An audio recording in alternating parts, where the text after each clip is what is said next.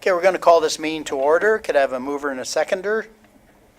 Hannah McConkey.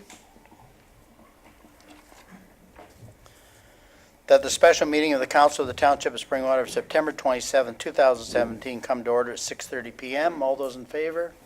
Carried. And I'll first turn to council. Is there anyone that might have a pecuniary interest in any of the matters that we're dealing with tonight? Okay, seeing none. Now, of course, we know the purpose of this meeting, and it's not, well, it's partial follow-up to the meeting we had in June concerned about water and wastewater rates. And I think at that time, our Director of Finance mentioned that obviously we're undertaking kind of a review and study, and that's the purpose of tonight. And so we are going to have a presentation, and I'll let our Director Schmidt introduce it. And then there will be lots of opportunities for questions, as many as you have, and hopefully we can respond to it. We do have the consultants here, we have our finance here, and hopefully we can give you answers to your questions, because we know this is certainly a concern, and also want to thank Councillor McConkey for getting the ball rolling back in June, involving the public, and that's what we try and do. With that, I'll first of all turn it over to Director Schmidt. Thank you, Mr. Mayor, members of council, and to the public, thank you for joining us this evening. Good to see everybody coming out and showing an interest. We appreciate that. So you may recall that back in June, we had met regarding some concerns that residents had regarding the township's current water and wastewater rates. So with that said, we promised, if you will, to come back, and we are here tonight to essentially show you what staff and our consultants have been doing over the last couple of months to try to show you some other options that may be available to the township. And we do actually have a recommended structure as well that we'll be looking at. And just with that said, we are looking at strictly the rates tonight. I know there's some concerns about other matters as it relates to water, but tonight is strictly about the rates. The other items we can address through other means, if you will. So with that said, the township did go out and we received some quotes from a couple of different consultants, and the township has awarded the water and wastewater rate study to Hempson Consulting. So we have Andrew Mirabella and Christopher Ballett here tonight to assist in the presentation. We also did create a steering committee within the township to undertake this initiative. So we have Anita Verstraeten, who is our deputy treasurer, over on the other side of the room here. We have Eric Wendt, who some of you have probably spoken to, as Eric is one of our tax and utility coordinators, and he does a lot of telephone inquiries and emails and answers hopefully most of your questions as it relates to water and wastewater bills. We also have Heather Coleman, our Director of Public Works, who's on our steering committee. We have Richard Eagle with us as well from the Ontario Clean Water Agency at the back of the room, who was part of our steering committee, and myself was on the steering committee. So with that said, I think we'll hand things over to Andrew and Christopher to walk through the presentation. We had asked that you hold your questions until after the presentation, and you'll have ample opportunity to ask questions, and we'll do our best to answer your questions. And when we do get to the question period after we're finished the presentation, we can definitely go back to a particular slide that they had up if you need it for reference. Let's carry on. Excellent. Thank you for the introduction. Again, my name is Andrew Mirabella. I'm a consultant at Hempson Consulting. I've been working with the township over the last several months to kind of come to the point here where we have some draft results to share with yourselves as well as the public. I would like to thank staff up front, all their hard work that they have put into this process. It was a pretty condensed schedule to try and get to the point we are at today, and I think we put forward a good package, and hopefully we can get some good discussion following this. So before we get into some of the actual details and the analysis itself, I thought we'd just go over some background information just to provide some context into what we're going to be discussing here this evening. Firstly, since 2013, the township has increased their water and wastewater rates in accordance with the rates outlined in the 2013 rate study that was prepared back in a few years ago. The results of that study essentially indicated about 3.5% per annum water rate increases in addition to 3% per annum wastewater increases. And the rates that were set at the time were initially done so in the effort to ensure that the townships generate sufficient revenues to fund costs. And with that set in mind, the 2013 rate study was calculated for a 10-year period, so rates were set out to 2023 with the view that an update rate study be undertaken every 3 to 5 years. And given that that 5-year time frame is near complete, the township has initiated this update rate study again. And we always do recommend that rate studies are updated quite frequently within that 3 to 5 year time frame. And similarly with this project here as well, I want everyone to look at it in the view, although we've calculated rates out over a 10-year period, we really want to look at it in the mindset of 3 to 5 years, because as you know, the township is going to be experiencing a significant amount of growth, and things could change quite drastically from year to year. So we do have a 10-year outlook for illustration purposes and certainly to put things into context, but definitely a 3 to 5 year window is probably going to be the most accurate type of representations. So given the context of the last rate study, I just thought it'd be a good idea to kind of summarize the infrastructure that's in place to deliver those water and wastewater services. And effectively, the infrastructure that's currently in place is valued at about $121 million, and the most of that infrastructure is on the water side, valued at about $80.8 million. That really represents 67% of the total infrastructure that's in the township. And that's obviously quite different some of the financial statements that you might see where the historical value of the assets is at $45 million. But realistically, in terms of replacement costs and for asset management purposes, we always like to look at everything in terms of replacement values. And that's really where that $120 million comes from. And that was really based on the information that was obtained from the township's 2013 asset management plan. And overall, given the size of the municipality and the infrastructure that's in place, and it's certainly servicing quite a wide area, with a limited population base, certainly the township has done a good job of maintaining those assets in a state of good repair and saving for the future replacement of assets. And certainly from a financial perspective, and our recommendation is to continue to be saving for the future infrastructure replacements. So it's just kind of a bit of some context into where we stand in terms of the 2017 monthly water and wastewater rates, the existing rates that are currently paid. Effectively, it's broken up between obviously water and wastewater services. There are more customers who get the water bill, and not everybody is on wastewater, but certainly they are separating and only get charged accordingly. But within the actual water and wastewater rate structure, there's your fixed charge accordingly for your water service as well as your wastewater, and then there's going to be your consumption charges. Your fixed charge is really levied regardless of water use or wastewater consumption. It's a flat rate per meter and charged and differentiated between your residential and your commercial buildings. The consumption charges on the water side are on an inclining block structure similar to your wastewater charges and really reflective of the amount of water consumed per month. And you see that the rate per cubic meter increases relative to the different blocks that are in place.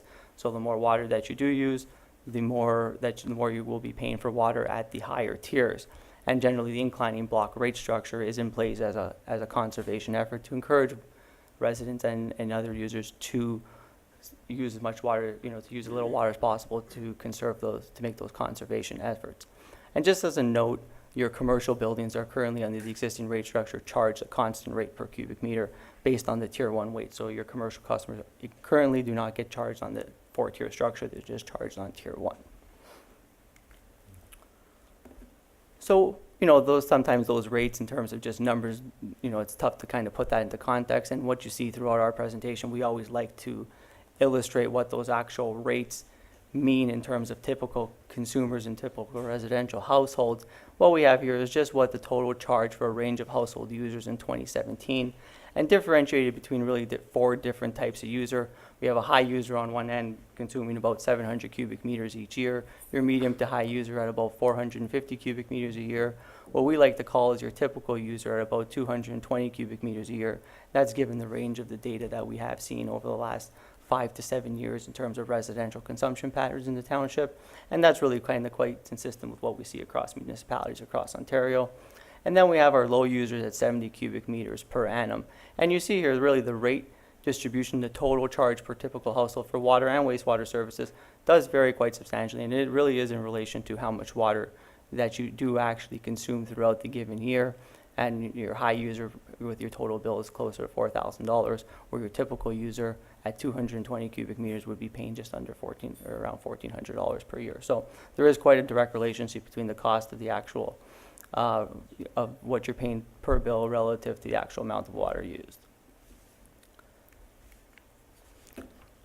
And before we kind of get into the analysis, I thought it is also kind of important really to compare, just as a starting point, what that actually means in terms of your total typical residential bill relative to some other surrounding jurisdictions, not only in the Simcoe County region, but other areas that have similar population size throughout Ontario. And really, you see Springwater highlighted in the orange with the arrow, kind of on the mid to upper end of the range of comparative municipalities, but certainly definitely comparative and competitive with those of Owen Sound and Loyalist, as well as District of Muskoka and East Gwillimbury. So there is, it is always tough to make these types of comparisons. The apple to apple is not always there, and certainly there's different servicing requirements and restrictions within each and every municipality, and the cost of providing those services can be quite different and unique to each area. But for context purposes, I do think it's important at least to show what those rates are as it stands right now in 2017. So now we have a bit of a background and context just to kind of go over our study objectives and at least what HEMSN is mandated to do and what we've done here today, and kind of just guides a bit of the presentation itself. The first thing we do is obviously a rate structure review. Part of the mandate is really for us to be looking at a variety of different rate structures which can help benefit the township, as well as making things as equitable as possible, understanding that moving into an era where there's going to be much more growth, which is the best way that we can equitably charge for water and wastewater services. Once we've kind of done our rate structure review, we really get into our rate setting and financial analysis. Again, our rate setting approach and financial analysis looking at a 10-year time period from 2028 all the way to 2027. Again, with kind of with the view of that 3 to 5 year window in terms of rates and rate results. And in that rate setting and financial analysis approach is really looking at all the costs that we consider to be part of that full cost recovery. So the recovery of your operating costs, your capital costs, and any contributions to reserve for the future asset repair and replacement of infrastructure. Once we've kind of settled on the rate structure review and our financial analysis, it's really what are those rate results and impacts per user. So we've calculated effectively the rates and impacts per users as under the existing status quo rate structure, as well as on the recommended rate structure, so an alternative rate structure. And we think the only way to truly compare the differences is really we have to undertake the same analysis under your existing structure with the same cost, and then you undertake the same analysis under a different rate structure, and we compare the differences, and then we can really quantify the rate structure changes and which groups are going to be paying accordingly according to each rate structure.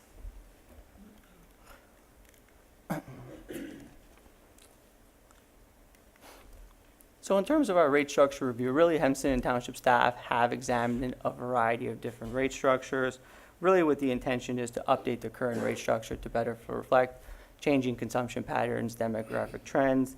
Part of this is really to make the rate structure, again, more equitable. Certainly, again, understanding that there is quite a bit of growth that's slated for the township over the next coming years. So we want to be best positioned for the existing customers as well as the growth that's going to be incoming. But certainly from a municipal standpoint, and certainly HEMSN's concern as well, is that although we're going to be making changes to the rate structure, we want to ensure that there's fiscal stability and sustainability from the service delivery standpoint. So we want to ensure that whatever we do calculate and the changes that we are making are revenue neutral, and we're not going to be putting the township in financial burden by making such choices. And so we want to at least show all the options available.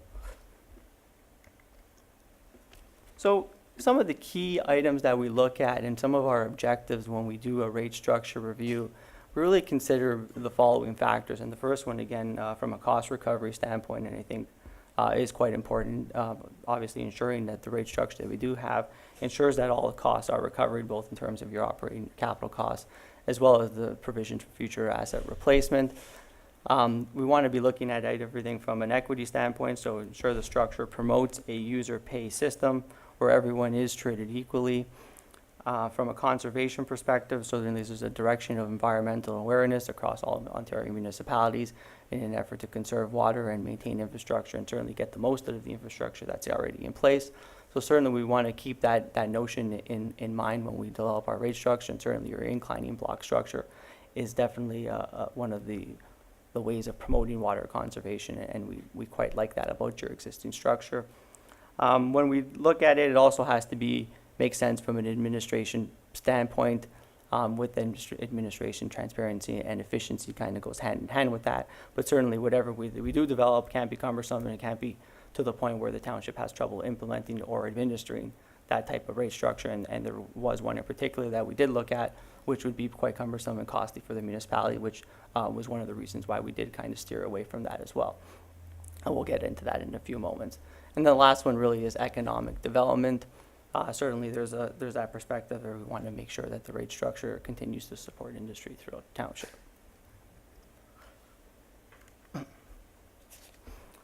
So in terms of some of our rate structure review, what our key observations are, and this kind of will kind of play into what our recommendation are towards the end. And one of the things when we looked at both components again being the fixed charge and your consumption charge. On the fixed charge, we noticed that the wastewater fixed charge actually recovers more of a higher share of cost relative to the fixed charge for water services. So with our rate structure, we want to be looking at if there's consideration to realign that relationship between fixed and variable rate recovery over the planning period.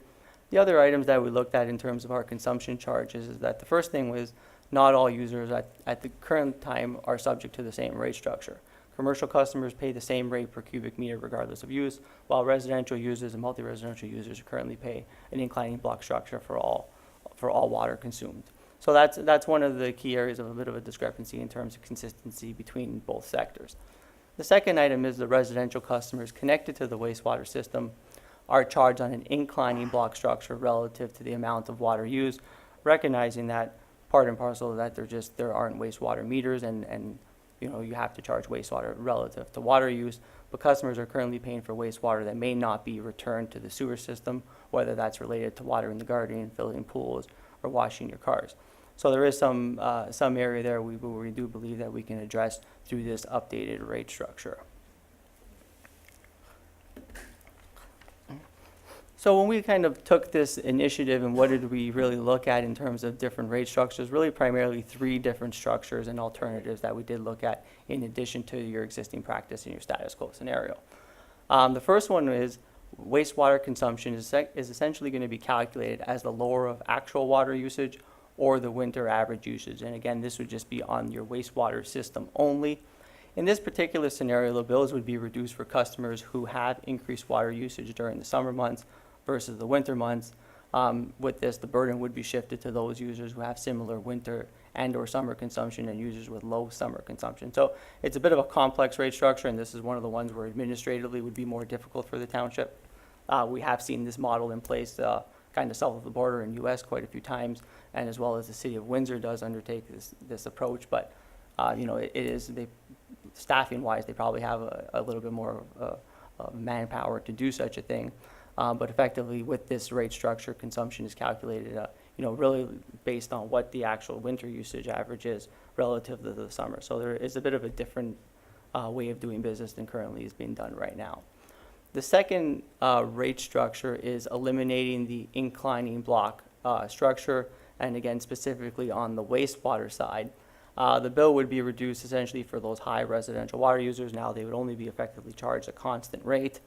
Your low volume and your typical household users generally would see a bit of a marginally higher rate increase in order to provide that general benefit to some of those flows that would not be going into tiers 2, 3, and 4.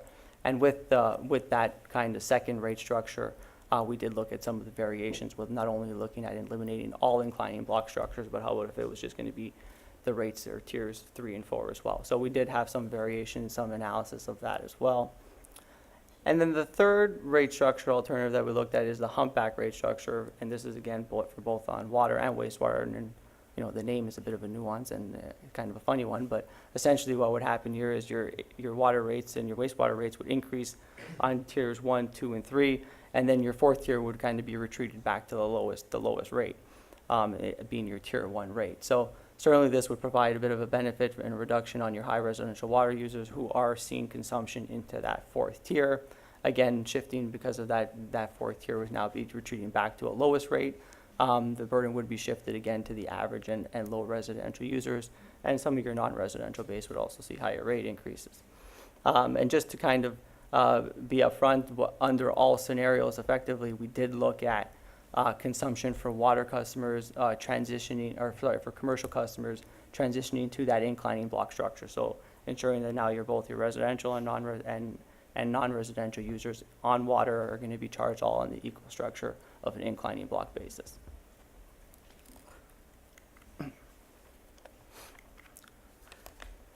So just before we get into kind of some of the details in terms of some of the major inputs that went into this analysis itself, I thought it'd be a good idea to kind of look into what our actual rate setting approach is. And effectively, every one of these boxes in this flow chart is essentially a different component and section in our actual Excel model that we built here.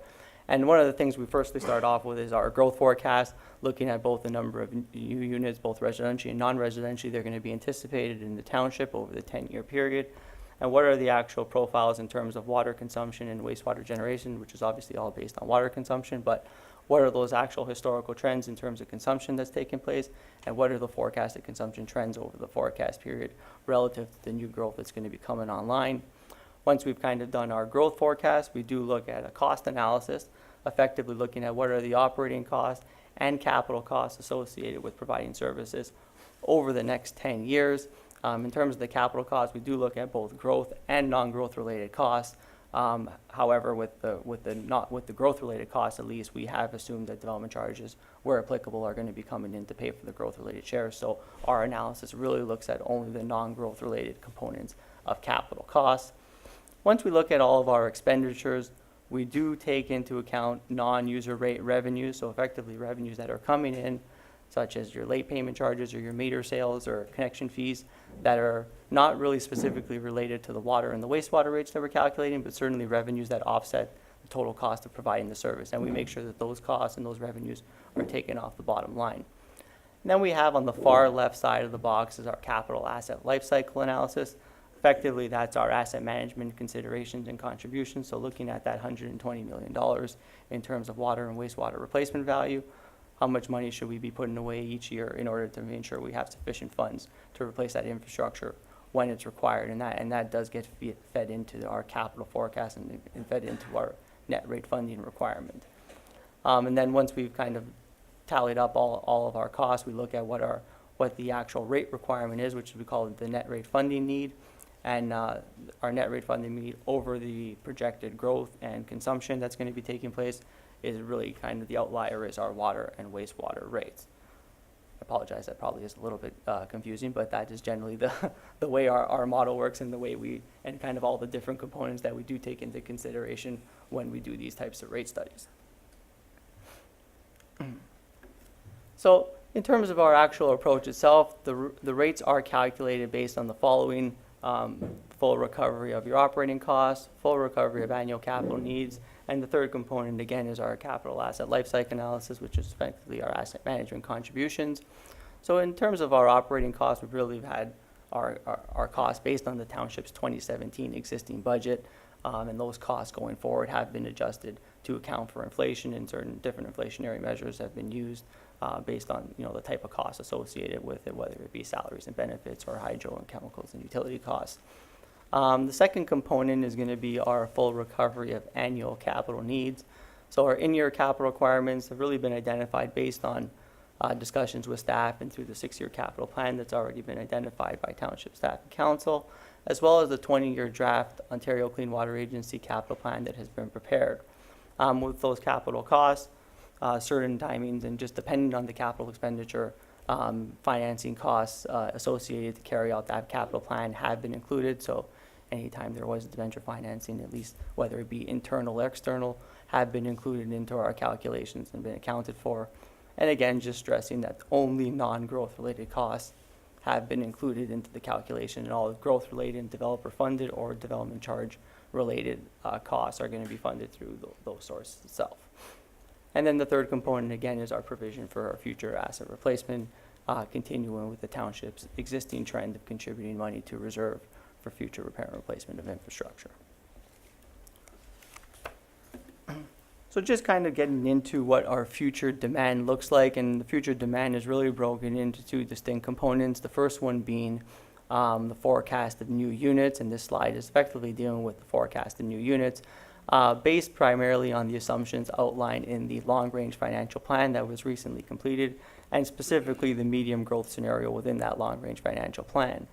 And with that, the growth anticipated with the mid or secondary plan, obviously is going to be the biggest component of growth that's going to be occurring in the township over the next 10 years, and certainly reflected in the numbers that we have here.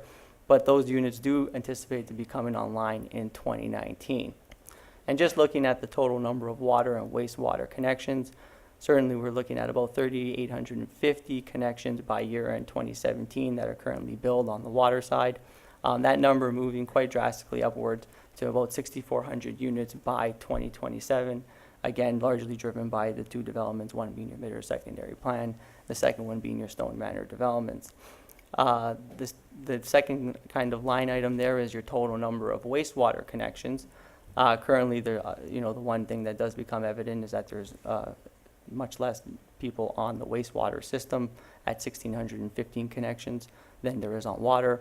But that number, again, is considering with significant growth over the next 10 years to about just over 4,000, closer to 4,100 connections over that 10-year period. So looking close to both water and wastewater, about 2,500 new units being connected to the water and wastewater system, and that's kind of brought into our forecast. And again, I just want to point out, again, it is partially related or mostly related to the mid or secondary plan, and those units associated with mid or secondary plan, although they start coming online in 2019, but the bulk of the growth is kind of outside that 5-year window.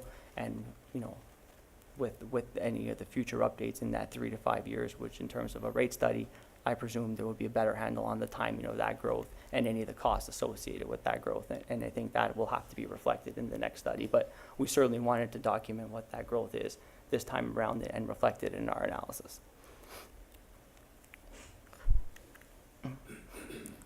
So when we have our actual forecast of new unit in terms of future demand, we get into what the projected consumption is.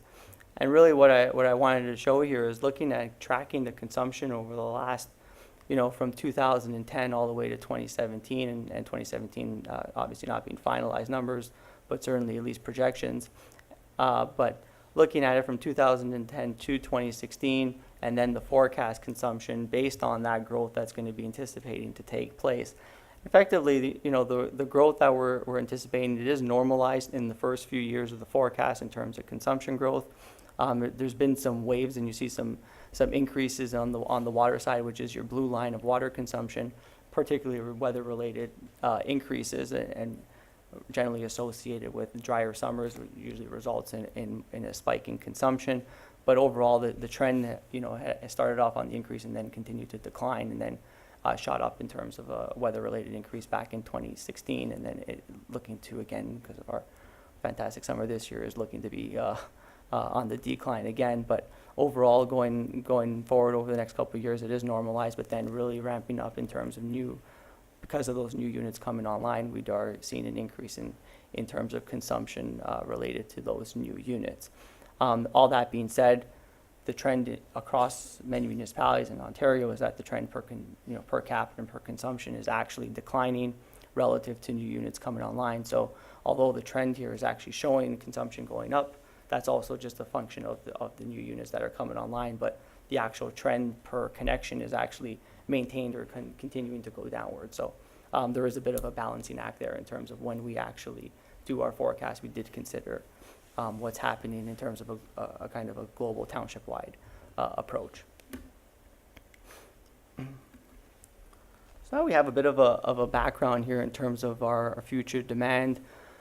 Don't want to get too involved in this, but effectively it is a pretty complex graph, but I do think it is quite important in terms of looking at how much revenue needs to be collected from the water rates. And effectively what we're showing here is that all the costs between your operating, your capital, and your transfers to reserve are all the costs really above zero. And then the costs, the bars below zero are going to be your transfers from reserve or your non-user rate revenues. And then we have our orange line, which is kind of our straighter, more linear line trending, which is our net rate funding requirement. And effectively what this is saying is that we have all of our costs that are going to be supported, that are needed to fund the system, and then any non-user rate revenues that come in, as well as transfers from reserve, are used to fund capital, which is going to be your gray bars there, which is kind of matches your capital expenditures. And the balance of those the bars above zero and below zero is the resulting of your net rate funding requirement and that's your orange bar trend, or your orange line trending there throughout. Starting off at 2017 is your existing kind of situation, just over $2 million, and increasing over the period, and really ramping up with those Midhurst units coming online again towards the back end of the period. In terms of the wastewater, collection side of things, how much revenue needs to be collected from the wastewater rates, it's a bit of a different looking story here. We do have obviously our operating bars in blue, and your capital again in red, and your contributions to reserve in green. In this particular scenario, we do have, again, because of the significant capital programs and some of the projects, some debt financing is required, at least put in terms of an interim measure for smoothing purposes to undertake some of those capital projects. And then our orange line is our net rate funding requirement, and starting off at currently under $1 million, where it is today, again, increasing relative to the growth that's all coming online, and relative to the contribution requirements that are needed to sustain your assets over the long term.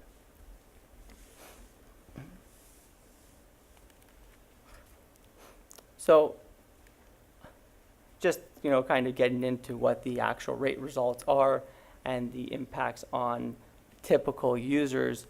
We'll start off, again, obviously just at the status quo, because under the status quo option, as well as under the alternative scenario, the recommended scenario, the costs are remaining the same. It's just a matter of how we fund those costs, and that's really the key differentiation between our status quo and our recommended structure. So looking at what the actual rates are required to fund the 10-year program under the status quo scenario. For water, we're looking at a 3-year freeze on water rates from 2018 to 2020, and post-2020, a 1.5% annual increase applied both to the fixed and variable rates. With the water system as it stands, there are sufficient funds on hand to carry out any of those in-year capital and operating requirements. We do recognize that additional operating costs may be required once Midhurst secondary plan does officially all come online. Such costs have not been included at this time, and suspect that, again, once the rate study does get updated in that 3 to 5 year period, and we do have a better handle on the timing of the growth and the costs associated with that growth, those costs can be included at that time and for discussion purposes, but at this time they have not been included. On the wastewater side, there are a little bit more pressures there in terms of the capital program and the significant capital costs that are required, which I'm sure you are aware through the capital program that was provided, or the 6-year capital plan. So a 4% annual increase applied to both the fixed and variable rates. Again, and that's largely related to those non-growth related capital programs and capital requirements, which is really putting that additional pressure on the utility rates. Now, those numbers, on page, but what does that actually mean into a typical household? And again, we like to express everything, what that actually means in terms of those typical users. So just looking at, again, what our 2017, our current charges of just over $1,400 for water and wastewater services combined, with those rate increases in order to fund the requirements needed in terms of your operating, your capital costs, as well as your contribution to reserve, balance against those future needs in terms of the new units coming online, as well as the consumption trends. We are seeing about just about inflationary rate increases from 2018 through to 2020 of about 2.3 to 2.4% each year, and then moving up to about 3% from that 2021 to 2022 period. So generally, again, around the rate of inflation in terms of the rate increases proposed under the status quo scenario. And again, these are the requirements to fund all the costs that we've identified.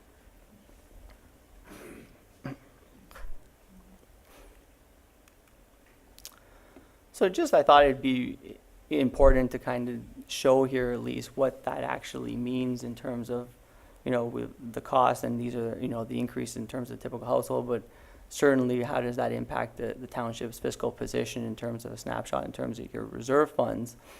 So looking at both in terms of water and wastewater, your 2016 year-end balance for water services is just over $5 million in terms of reserve funds on hand.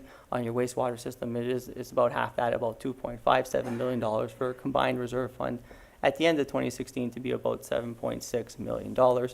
looking at in that 3-year window, how is the reserve fund's going to be changing. And by the end of 2020, the water reserve fund is moving ahead a few $1 million to $7 million. On the wastewater side of the analysis, given the significant capital program and the draws that are from the reserve that would be occurring, the wastewater reserve actually decreases to about just over $1 million for the combined reserve position to be just over $8 million. And the far column on the right is, we like to think of it also as well as your relationship to your replacement value. Again, considering the asset management plan and the total value of the system itself. So that reserve of $7 million in 2020 is really about 8.6% of the total, $81 million replacement value of the water system, and just under 3% of the $40 million of your wastewater system. So as a combined, looking at it in terms of replacement value of the reserves on hand, it's just under 7% at $6.6 million of the $121.2 million. So, that is, we always like to think of it again, put it into perspective of the total value of the system, recognizing that obviously the entire system is not going to be needed to be replaced at one time, but certainly there is an understanding, at least from a fiscal perspective, that a certain amount of funds should be available to manage any emergencies that could come around, and certainly that funds are in place to undertake those works when needed, and certainly from an environmental and safety standpoint, especially for water and wastewater services, that is quite important. So just kind of highlighting here the summary on the water side, the projected reserves, despite the 3-year freeze-on rates, they are anticipated to increase, and that projected balance is still less than 10% of the total water system replacement value. On the wastewater side, reserves are declining in the short term, expected to retreat throughout the planning period, but certainly they are, that decline is really relative to the non-growth related capital requirements identified in the capital program. So just, we might as well, I guess, get into what the rate results are and impact per user in terms of the recommended rate structure.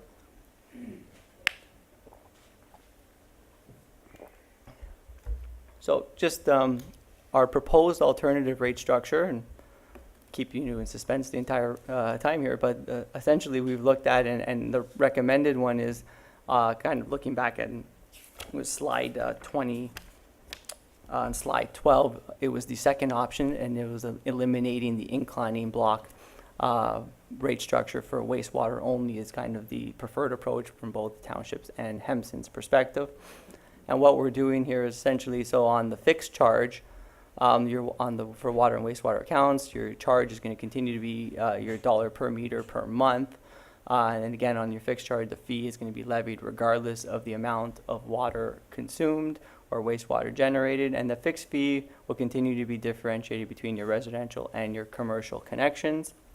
The second component of the charge is going to be on the water consumption and your wastewater consumption rate. So on the water consumption rate, the inclining block structure is anticipated to continue to be maintained, and your charge will continue to be relative, obviously, charge per cubic meter. So that fee is levied on the amount of water consumed, and the charge per cubic meter increases relative to use for all users. So under this revised structure, your non-residential and your commercial users would now be charged for water usage beyond Tier 1. So we are going to put everyone onto the same rate structure for that equitability standpoint, where whether you're residential or non-residential, everyone will be now charged on that same 4-tier structure and the inclining block structure. On the wastewater consumption rate, as opposed to the existing inclining block structure, we will move to a constant rate structure. So you're continuing to be charged on a charge per cubic meter, and obviously fee levied on the amount of water consumed. So the charge per cubic meter remains constant regardless of use. So therefore, under the revised structure, all consumption, generally for all users, would be charged effectively, your Tier 1 rate or a constant rate. So you now will not be charged for water use that goes beyond Tier 1. There will be no more tiers. It's just going to be a flat charge per cubic meter. So just to kind of summarize here what those key rate structure adjustments are, on your fixed charge, what we're going to be doing is the fixed charge will be realigned over the long term, so that the recovery for wastewater services is more aligned to the way the water services is charged. So it will be declined a little bit over the 10-year period, In terms of the consumption charges, there are two fundamental changes. The first one being on the consumption charge, your inclining block water rates will be applied to all system users, residential and non-residential users.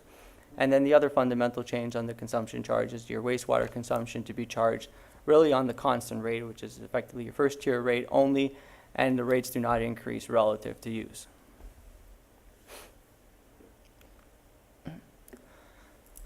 So what does that actually mean in terms of calculated rate increases? So what we have here is on the black kind of boxes and tables on the left is going to be your 2017, your fixed charges for both fixed and consumption. And then on your blue tables to the right is going to be the new 2018 fixed charge rates for both your fixed charge as well as your consumption charges. Effectively, your charge per meter, so your fixed charges are going to be increasing at 1.1% after 2020. So the 3-year freeze on water rates is still going to be maintained in the recommended rate structure. So 2018 to 2020 will have the same rate that's currently in place and 1.1% increase thereafter. Similarly, on the consumption charge, rates are going to be held constant until 2020 and a 1.1% increase thereafter. And again, just the star at the bottom there is your commercial buildings are now going to be charged for water use beyond Tier 1. And at the end of this, I'll show you what these actual impacts mean, obviously in 2018, but as well as beyond 2018 through to 2022 for the range of typical users, both residentially and commercially. So in terms of our calculated monthly wastewater rates, again, moving from 2017 to 2018 under the recommended structure, your fixed rates will be increasing from your charge per meter, will increase at 3.3% from 2017 to 2018. And then on your consumption charge, you see that all consumption is now charged on one rate, and the increase will be of 5.9% on Tier 1, and that moving forward, consumption will not be charged on an inclining block basis. And just to understand, you may notice and recognize that that increase of 5.9% is higher than the 4% that under the existing status quo scenario. Well, now that we are shifting structures a little bit, there is obviously revenue loss or theoretical revenue loss that would be associated with now what those revenues that would have been generated from Tier 2 to 4. So there is a bit of a rate adjustment to that constant rate. In order to kind of maintain those charges and to maintain the cost and the revenues associated with providing the services. And we'll get into, again, what those actual changes mean to those typical users. So looking at the calculated utility rates for both water and wastewater for the range of users, effectively under the new or the recommended rate structure with the high user of 700 cubic meters per annum, from our earlier slides, your existing rates would be, again, closer to $4,000. But effectively, what we want to look at and pay attention to is the net change in terms of the rate change from 2017 to 2018. So the high user under the new or proposed rate structure, recommended structure, is a decrease of about 8%, or about $304 per year. I will note that that's the change in terms of 17 to 18. There's actually the rate increase or the rate benefit is actually a little bit more profound, considering the fact that under the status quo, the rates would have been increasing at around 2.5% for all users. So the true rate increase or true rate decrease in this instance specifically is actually closer to 10%. In terms of your medium to high users, the decrease is about $10 a year, or just under 1% at 0.5%. Your typical users are going to see an increase consistent with kind of the status quo in and around that status quo scenario of about 2.4% and $34 a year, or 2.4% and $20 a year for those low users. And the low users in this case are 70 cubic meters per annum. So certainly with the change in the rate structure and the change in the way wastewater is going to be levied and on that constant tier basis, there is a benefit to certainly those users who do have high volume uses, particularly if they are watering their lawn or washing their cars, as now they won't be charged on that inclining block structure, which has a bit of a reduction on their rate at the outset for sure. In terms of the calculated utility rates for the range of commercial users, effectively, because of the changes to all commercial users are now going to be charged on an inclining block basis and treated the same as all other users in the township. There is some impact now. I wanted to show the entire range and the entire spectrum of users here, and we have the high user here at 5,200 cubic meters per annum, which is a bit of an anomaly where that is the highest user in the township, and they will see an increase of about 37% on their entire bill. Looking at in terms of your medium user, it's going to be an increase of about 23% or $1,200 a year. And that medium user is about 1,200 cubic meters per annum. And again, with that user, there's only about 6 or 7 customers that consume on the commercial side that amount of water. And then the low user was actually more representative of your common commercial usage. The increase in the bill would be about 3.3% or $70 a year. So just above the rate of the status quo and just above the actual rate increases that we're showing for the rest of the users as on the low user and your more typical ones. But certainly the high volume water commercial users are going to see a more substantial rate increase as a result of putting everybody onto that same rate structure. So under the recommended structure, looking at the rate results per household per annum over the 5-year period through to 2022. I apologize, there is quite a bit of information on this particular slide, but I'll try my best to explain it here. Essentially, your high residential and your medium high residential users at the outset from 2017 to 2018 will see the decline on their bill as a result of the change in the rate structure. Obviously, the high residential water user, which is consuming more water and more reliant on the variable rate, will see a more profound impact on, or profound decrease on their bill. Beyond 2018, the rate increases are again in and around the rate of inflation in that 2.5 to 3.5 percentile range. In terms of your typical residential users, the increase would be, again, 2.4% in 2018 and moving into around 2.8 to 3.3% all the way through to 2022. And your low residential users, the rate increase is just under 2.5% or 2.5% about till 2020, and then moving closer to 3% in the latter years of the planning period. And in comparison to the status quo scenario, just to summarize it effectively, under the high residential and medium residential scenarios, those particular users wouldn't be paying more in the 5-year period than they under the recommended structure than they would be under the status quo. And your typical residential user are essentially going to be paying moderately more under this recommended structure. And I mean moderately, we're talking a couple dollars in the first couple years as this transition occurs. And your low residential user essentially will be paying either the same or lower under the recommended structure versus the status quo scenario. So just a summary of our key outcomes and concluding comments. Generally right now, all users are going to be subject to the same rate structure. So under the revised analysis and the recommended structure put forward, whether you're a residential or a non-residential consumer, you will be subject to the same rate structure, both in terms of your water and your wastewater rates. Your calculated rates under the recommended and status quo, obviously, will continue to provide the township with sufficient revenue to fund costs. Again, just quantifying the rate structure adjustments that we have here, and I will reiterate them again. The first one, there's going to be obviously some interim relief here to your high volume residential users, as they will see a decline on their bill, especially those with the really high users, as those 3 tiers are eliminated and a constant rate is charged. Secondly, most commercial users will see an increase on their bill as they begin to pay for water consumed beyond the first tier.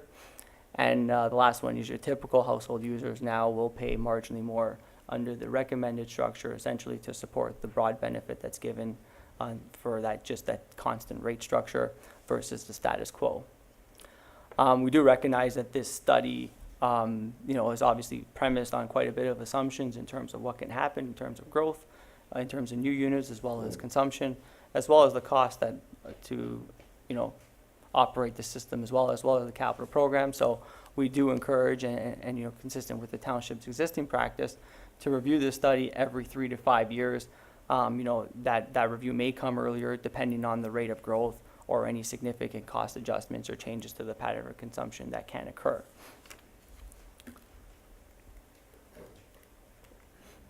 So, just to cap off in terms of Hempson's next steps, obviously, we're here to present the draft results, and we're looking forward to receiving comments and feedback from council and the public. We will take those comments under consideration and finalize the analysis and prepare a report, which will be brought forward subsequent to, obviously, today, with the adoption of rates anticipated for, I believe, it was October 18th. That can be subject to change pending on this meeting today, but that's certainly at this moment the target. Although the adoption rates will be October 18th, the rates won't actually take effect, consistent with the current practice, to February 1st, 2018. And certainly, obviously, everything in the budgets are set up until that time, so the rate structure itself is not retroactive, and that new rate structure as well as the new rates will take place on February 1st. That concludes my presentation. I apologize, it was quite long, but I'll be happy to take some questions. Well, thank you for that information. Director Schmidt, would you like to make any comments before I go to the public? Thank you, Mr. Mayor. I guess a couple of comments. I think based on the information that we received and the comments we received at the June 8th meeting, as well as subsequent conversations we've been having with individual residents, mostly some of you in the audience, to be honest with you. I think what we're proposing is along the lines of what hopefully you were looking for from a rate structure perspective. As Andrew had indicated, there will be some relief, and I think we've had many conversations about the wastewater side of things, and I think that was the biggest or one of the biggest challenges, I guess, if I can say that. And I think what we're proposing tonight is something that I think will provide you some benefit. But with that said, I'll leave it to for the public to comment, and we can try to answer your questions as best as we can. Thank you, Director Schmidt. Okay, we are going to go to the public first, and then we'll come to council second. But as it was mentioned by Director Schmidt, we really want questions and comments on the rate structure, so we have the feedback so Hempson can complete their project. Lots of good information here. So when you come to the microphone to my left there, that on the stand, if you want to, just line up, and that way it usually kind of ends a free-for-all, because I know when we have a public meeting like that, all of a sudden I'll see heads bob up, and they never get an opportunity to get to the microphone. So I suggest to form a little line by that microphone.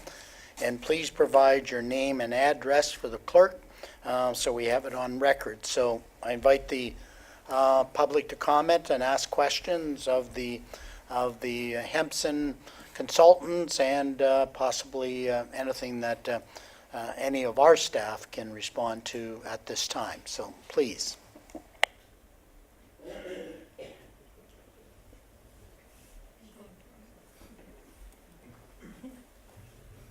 Mr. Mayor, Council. My name is Barry Chapman. I live at 33 Heron Boulevard. I have a question, and I understand what you're trying to do here, and yes, you have addressed our concerns from a few months ago. Not as much as we'd like, but at least you've done something. But I have a question. How many water treatment plants and sewage plants do we have in the township?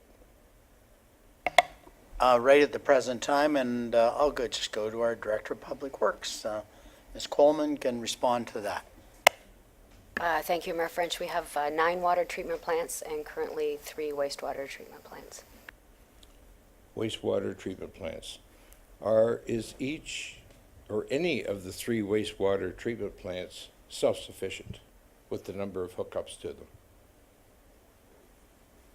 Subsufficient, you mean not working adequately?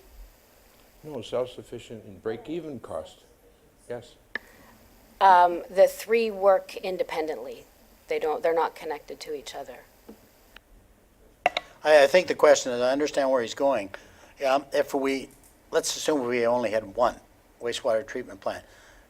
Would any of them actually provide enough revenue based on another rate? Because I think we did comment in June, one of our difficulties has been, our largest user would be, I guess, Elmville, with probably 800, give or take. And that's not you don't get a lot of advantage of economies of scale, and we talked about that. And of course, we have a lot smaller facilities also. And our difficulty is that you would think as you grow, we would obviously start enjoying the economies of scale, but every time we got to a certain point, we've had to build another one. Like when we talk about the Mitter secondary plan, that'll start all over again with a, Correct. That so was going to be my next question. yeah, But what I'm concerned about is the development I live in, the water and sewage plant was paid for by the developer. Am I incorrect? no, like typically new facilities are paid for the developer, but they do not pay the operating costs and they do not pay for the replacement. I understand that. Yes. So the developer projects the number of units he's going to build and builds the treatment plants and water plants accordingly. If he's going to project 1,600 units for a certain area, his plant will accommodate those 1,600 units and not pay for another 1,600 units that's going to be further up the road. Is that No. correct? Yeah, that's correct. As a matter of fact, when development agreements come to us, or if there's a plan, let's use Snow Valley. There was a plan to service so many homes, and it Yes. was built to that, same as Stone Manor Woods was built to provide that. And maybe a 5-year plan, it could be a 10-year plan, it could be built in stages. Right. But as far as the facilities to service that, yes, the developer does pay for it.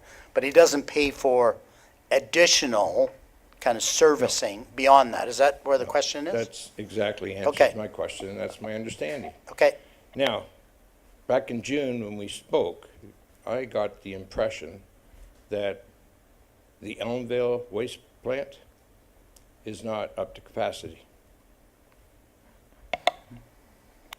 it has some, it can take on, I Like think what- we were doing, What but percent is that being operated at right now of capacity? The Elmvale waste plant? actually, I think there's two different things. Okay. Help me out. And no, it's a very good question. There's, what's its utilization to its existing capacity and what is the potential?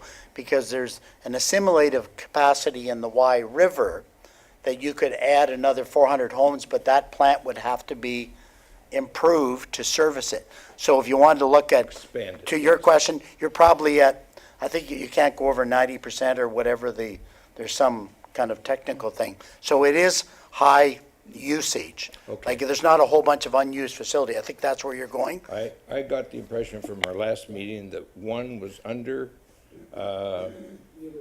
underutilized, and the others were subsidizing it. So you're break even from all the hookup customers. You don't have a shortfall at all. And there's no one out there who's able to hook up to these water plants or waste plants.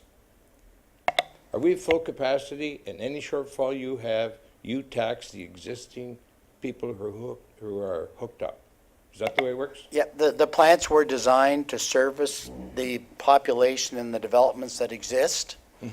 And that doesn't mean there isn't future opportunity to expand them, but today, they are designed to service the kind of the customers that exist in those communities. And there's no question, I mean, if you look at a larger facility, it probably operates more efficiently than a smaller facility. That's why I think we mentioned in June, we do pool them all together, because there's no question, if you had a fewer users, the front end of a lot of plants are very similar, and that capital cost is extensive, where when you expand it, obviously the cost diminishes. I just got the impression back in June that the residents in Snow Valley were subsidizing Elmvale. That's it. I think I said it, and no, that I can tell you that is not true. As a matter of fact, if you wanted to look at it, probably the smaller facilities are probably, and I don't like using the word subsidy, because we do, like most municipalities, pool everything. I would have to suggest the larger ones would actually be subsidizing in some way the smaller facilities. Right. Yeah. Okay, well, you've pretty well answered my question, and all I know is if you need money, you keep taxing us, and that's what you got to do. Now, one other thing that's very important that Jeff will bring up to you in private is the water quality. Yeah, Okay, yeah, thank you. and quite honestly, I think, you know, and we're not going to go into that, but I think we will probably discuss that separately at some time, but not tonight, because Yes. we published an agenda and we have to stick to that. I'm sure you can appreciate I'm that. well But I aware. do want to go to CEO Brindley, because he has comment. You have my name and address, so I would like a response from after your discussions to this. No, Mayor French, just because we can't deal with it today because of the agenda, but just to let the public know that over the last few weeks, Ontario Clean Water has been experimenting with a new process, or one experiment. They've been doing testing with a new process that has very successful in terms of the suspended solids. We gave Aqua the go-ahead last week to go to the Ministry of the Environment and Climate Change because our plants, we have to get permission from the MOECC to change the operation of our plant. We asked Aqua last week to get the approvals to do the changes, which look from the testing we've done over the last 2 weeks, we're not seeing the solids. We're not seeing it. So, so once we have that approval from, the testing removes the suspended salt. Like it resolves the problem that you're having with, is it manganese? I'm trying to remember if it's, yeah. So, yeah, because we have to get approval from the Ministry of the Environment to do that. That was requested last week from the Ministry of the Environment. We're waiting for a response back. The fix isn't an intensive fix. We can trip it in a quite quickly. But afterwards, if you want to let us know, we'll let you know how, once we get that change underway. But we have requested MOECC to make that change. And once we get that approval, we can trigger that change. And we hope from all the tests so far, it looks great that it remedies that issue. Hi, my name is Sandra Panera. I'm from 122 Menil. Just to add to the question that was asked previously, with respect to the actual infrastructure or the building of these new wastewater plants or water filtration plants, when you talk about the fixed cost in your analysis, is that just limited to the people who are on city water and sewer, or is that everyone in the Springwater Township? I can have Director Schmidt respond to that. Thank you, Mr. Mayor. Essentially, it's, we don't charge everybody in the township. We charge only those properties that actually can physically hook up to the infrastructure. So there are a number of properties in the township that don't have infrastructure in front of their house to be able to connect to the system, and hence it's a user pay system. Only the individuals that can physically connect to the system are charged a fixed charge. But when we're talking about future development, why is that on the backs of the people who have already paid, or basically are paying for their current system? The developers paid for a portion of that, and now you're also asking us to pay for future development as well. It seems a little off in the sense that that cost should be distributed across everyone in the township, because it's a fixed cost, it's a nominal cost. If everybody pitches in, it also helps revenue from the township's perspective, but it alleviates some of the cost burden that is being put on the people who are subscribing to the services today. Director Schmidt? Again, through you, Mr. Mayor, legally, I don't think we're able to actually charge residents that aren't physically able to hook up to the system. Actually, that's not true.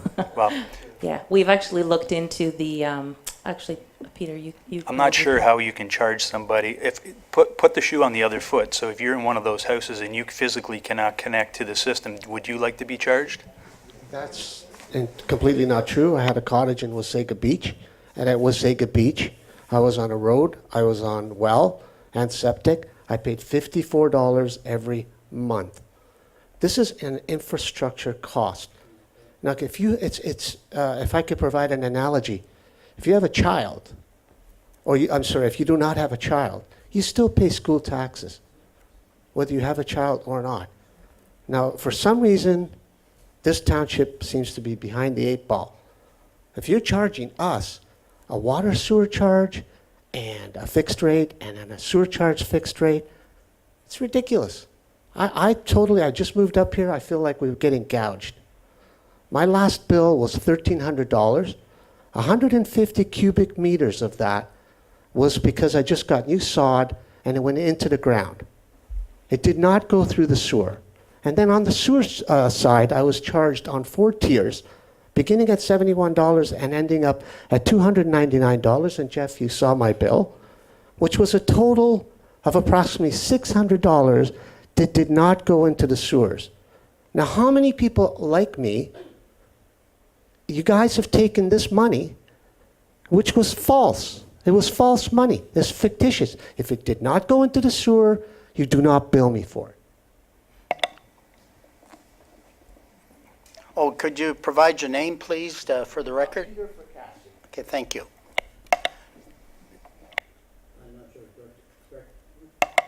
Director Schmidt, do you have any response? Thank you, Mr. Mayor. Again, based on the way that we understand the way the systems work, we're not in a position where we feel that we can charge a user or a resident who cannot physically connect to the infrastructure. We just don't, it's a user pay system. The people that are benefiting from the infrastructure pay for the system. That's the way the system works. Actually, no, I don't want to have a debate, please. Okay. I just wanted to reference it. Okay, I do want to go to Director Schmidt, because I think there was a comment that came up in June. Do we have any situations where there's a pipe running down the road where someone hasn't connected, but they're still paying the fixed fee? Through you, Mr. Mayor, I believe there's situations, residents in Elmville, where they are paying the fixed charge. I know there's comments here that there may be some residents in Snow Valley whereby the new system was constructed, and there may be some properties along Snow Valley that aren't physically hooked up to the system today, and I don't believe some of them may be charged the fixed charge at this stage. Okay. Next question or comment? Are you going to do anything about it? I mean, that's what we're looking for. We're looking for some help, because we're paying for that, all that infrastructure. And if it breaks down... you got- Excuse me, if we're going to have any comments, you have to go to the microphone, because we need to have this on record. I'm back. So Jeff, And again, every time you come up, repeat your name so our Barry clerk doesn't Chapman, get... Yeah. 33 Heron Boulevard. Again, my question is, if there is services available for hookup rather, for a residence, and they choose not to solely because of cost, the fact that they're there and it is part of the infrastructure and will have to be repaired, replaced, maintained in front of their homes, the cost of which will be absorbed by the users of the systems. As this gentleman said in Wasaga Beach, and it happened in Innisfil also, I believe, services are run down along the water. And they were there, and people were told they could hook up, and it cost them a lot of money. They preferred not to. They were charged a fixed charge, whatever it is, $50, $100 a month, or whatever. It's there because the services are there. And we're just asking if you have considered any implementation of that. We'll definitely kind of respond to it when we obviously have our report, and I thank you for that kind of comment, and we will respond accordingly. And we can probably identify the actual number of users that may not be there, because something tells me there's not a significant number, but it's a very valid point. Next questioner or comment, please.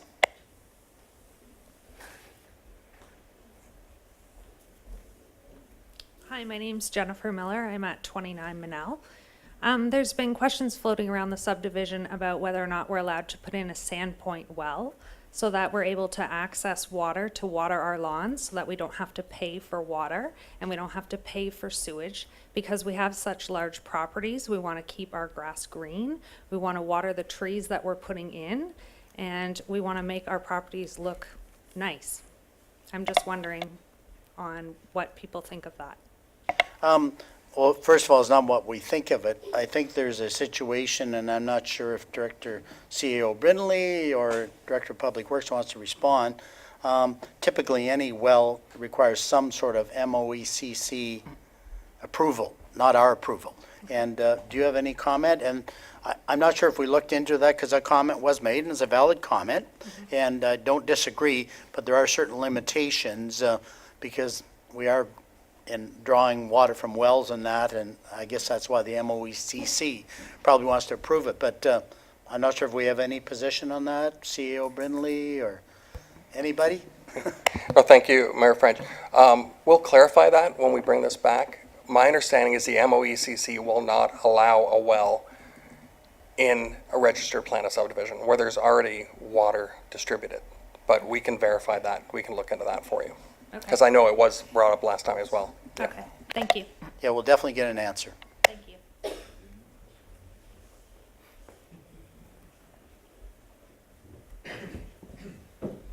Peter Fracassi, 121 Manel. Thank you. What about cisterns? Can I put a cistern there? I think the answer will be the same. We will find out from the MOECC. CEO Brindley may have an answer right now. I'll go to CEO Brindley. No, thank you. Yes, as long as it meets setback requirements, because we don't want you putting a cistern across your property lines. But for you to construct your own water storage, definitely, as long as it meets our building code requirements and stuff, yes, you can do that. Since we have our chief building officer here, Nick, do you have any comment on that or experience with it? Thank you, Mayor French.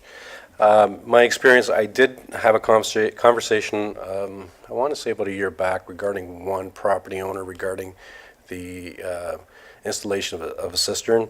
And I would say in some of the Snow Valley lowland areas, it would be fairly easy to do. And if someone is interested in doing that, please have a conversation with myself and we can see what we can resolve. In this particular situation, it didn't go too far in terms of when they looked into it, but by far it should be a fairly simple process. And part of the ministry's climate change part, as well as building code amendments that are coming forth and already in existing, it is a preferred method in order to preserve our environment and reuse our water. So if there is some interest in there, by all means have a conversation with myself. We can discuss them further. Okay. Next questioner, commenter?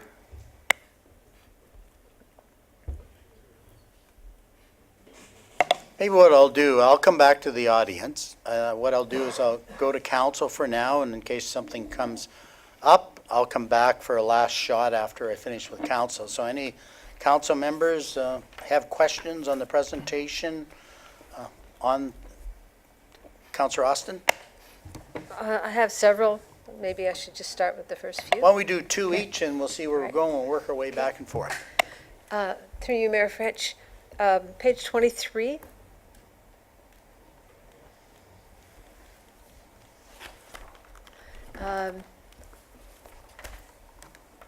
Is that 23?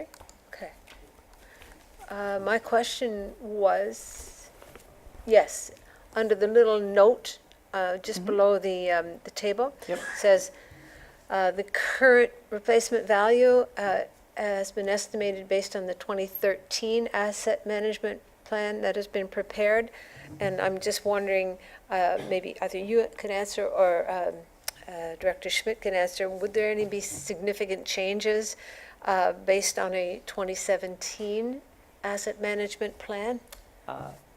Through Yes. through the mayor, essentially what we've done is we've taken the 2013, the infrastructure that was there, and obviously inflated the cost to $2017.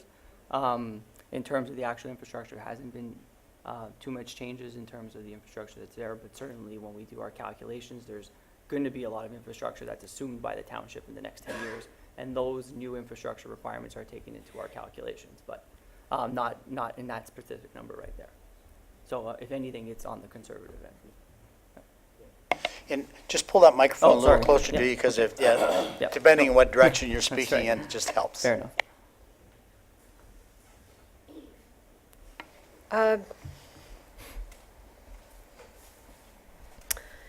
Page 30, and I guess page 32, my question is probably very similar. On page 30, you're talking about the user in the high category and the user in the medium category, and we're talking about commercial users. Right. So the person, and I think you indicated there's only one person in that category? That's correct. Okay. I don't know if we have the right to identify who that is, but my concern is that, that's a significant increase, and depending on who that user is, and it's a commercial, would that also include commercial and industrial? Okay, so. Through the mayor, it'd be So considered my all question, commercial. Yep. my question is, I'm a little concerned on the effect of this new scenario on economic development within the township. So like, if we're asking a user at the very high end to have to take on a high burden of cost, is that going to discourage future economic development in the township? Through the mayor, that's a valid point. So I'll answer your questions in a few parts. Firstly, in terms of implementation, certainly this is the effect of moving from a 2017 to 2018 in terms of the new rates. And again, that is just specifically the high user and one individual user. Other municipalities have, in instances like this, provided some phase-in or different implementation options specifically to those few users. I haven't spoken with the township staff on how they want to go about implementing it. Certainly, sometimes it is just these are the new rates and this is the most equitable structure, and we implement it right off the bat, with the notice being, about 4 or 5 months now. Other options, there are some specific instances where you can phase it in or give some interim relief. And then I believe that answered the first part of your question. I still come back to a concern about whether we implement it slowly or immediately over the long run. And this is probably a question more aimed at our CAO and our Director of Finances, should we be concerned about the potential effect on future economic development? Because if rates are going to be, significantly higher for commercial and industrial, is that going to act as a deterrent for new industry and new commerce coming into the township? Because we need it. CEO Brindley or Director Schmidt, do you want to respond to that? Thank you, Mr. Mayor, through to Councillor Austin. I don't have a specific comment. It's something we can look at as part of our response. I don't doubt in some cases it can be an issue, but at the same time, we're asking our residents in front of us to pay a certain share. And in order for us to look at reducing something somewhere else, then that just moves the burden elsewhere. So we have to look at that. I see the idea of a phase-in, and maybe that's something we look across the board, for something they're doing, but let's keep the rates cheaper over here. But at the same time, look at phase-ins. But once again, we're here, hearing from our audience about being fair, and is this fair to them to put that burden over there? We'll think about it, but that's the challenge when you have to put these new systems in place. Director Schmidt? Thank you, Mr. Mayor. Through you to Councillor Austin. I guess just to further provide more comment is although it not necessarily an impact on water and wastewater rates, but you may recall that the township's just implemented a community improvement plan which provides different incentives for existing and or new business in the township. And so by way of a community improvement plan, there are different incentives that can be provided for new business and or existing. As it relates to this particular item, I guess my one comment would be is two comments, and have to be somewhat cautious. It is one user. It is a commercial user who has been subsidized over the last number of years by residents, in that they have only been paying the tiered 1 rate. And so, there is a subsidy that's already been happening. The other side, I guess, is that, we are trying to make this system fair and equitable for all, and everybody would be essentially on the same system. So nobody treated differently than others is kind of what we were looking at. Okay, Councillor Coghlan? Thank you, Mayor French. And just to add to Councillor Austin's points, the comparables when you looked at other municipalities' relevance, did the commercial usage, I think the concern too is, are they just going to leave and go to Wasaga Beach or Penetang or Oro-Medonte if that's available? But if those comparables, if our neighbors are charging equal rates amongst all users regardless of commercial or residential, to me, there's less of a fear of losing business. So was that taken into consideration? And through the mayor, to be quite honest, we didn't do a specific rate comparison for commercial users. We did it on the residential side. Typically on the non-residential side, the cost of doing business and within the township is, they may not be as reluctant to move and completely change operation because there are a number of other factors at play besides water and wastewater rates, where they choose to do business and why they do business. So we can certainly look into that and perhaps put that into the package that comes back to council. I'll be happy to do that. Yeah, I think that would be advisable, just to give us a comfort level. Did you have another one right now? I'll take two at a time. Councillor Hannah, I think. Okay, Councillor Hannah? Thank you, Mayor French. Before I ask my question, I would like to comment on the commercial water rate. It's a tax-deductible expense for commercial companies. It's not for our residents, so I have no problems with that increase. My question, sir, is on page 12, slide 12 or comment. And that's just if you're considering that winter rate versus the summer rate and averaging it out. The problem I would see for that in the community anyway is a lot of folks in this area go south for the winter, and I think that would skew the results. Yep. The other observation, if you'd go to slide 21, please. You talk in there, and it takes going to me a second to scroll to that, but you talk in there about the impact of the Midhurst secondary plan and the costs that it would be on the operational costs of the infrastructure. So my question is, if the Midhurst secondary plan, when we grow from 3,500, if you like, to somewhere around 38,000, there's going to be a major increase or major use of wastewater and water.